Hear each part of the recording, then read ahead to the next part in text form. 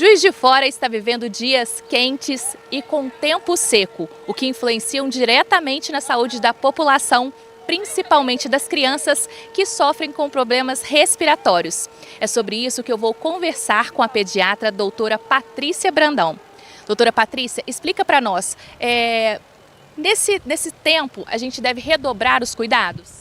Sim, é muito importante a gente manter uma atenção especial com a saúde das crianças nesse período. A umidade do ar cai, né?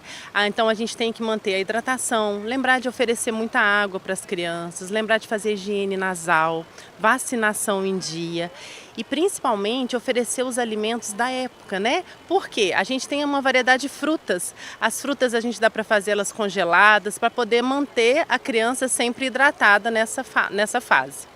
Quais são os tipos de doenças mais comuns nesse período?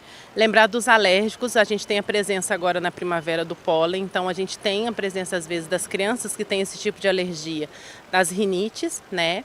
Então é importante manter a lavagem nasal e também a vacinação em dia. Agora na primavera é mais comum os casos de catapora, que é a varicela. Então lembrar de olhar o cartão da sua criança, o Ministério da Saúde faz a vacinação contra a varicela com 1 ano e 3 meses e o reforço aos 4 anos, mas a Sociedade Brasileira de Pediatria, a Brasileira de Imunização, recomenda com 1 ano e 1 ano e 3.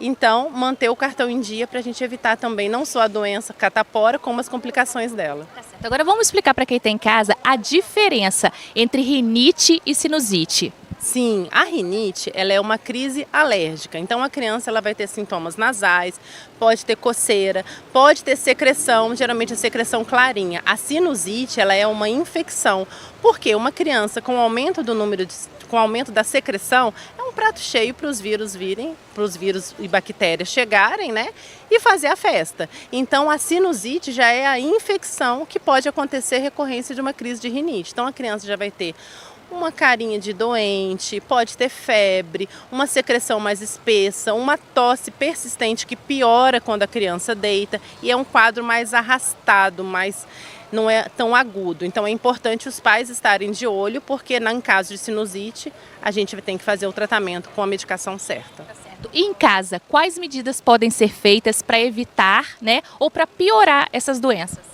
É importante deixar a criança livre, tá, gente? Criança pode andar descalço, não vai causar dor de garganta, sinusite, rinite, porque a criança está descalça. Ambiente ventilado, então amanheceu, abra as janelas, deixa o sol entrar, ambiente ventilado. É importante lembrar que não precisa passar vassoura, porque isso levanta poeira e as crianças alérgicas podem piorar com isso. Mas um pano úmido vai tirar a poeira do chão e com isso também evitar que tenha as crises alérgicas por conta de poeira. Então, deixar a criança livre, mas um ambiente sem estar muito empoeirado. E lembrar também que a gente pode usar um umidificador.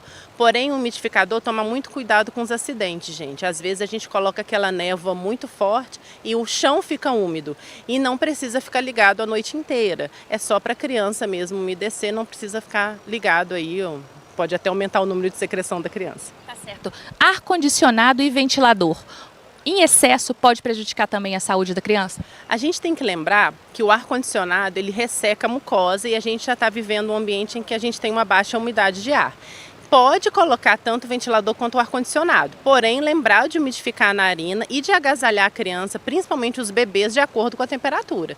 Então se você está lá no ar-condicionado 18, 20 graus, você não vai deixar um bebezinho com um body fininho, vamos deixar agasalhar de acordo com a temperatura do ambiente.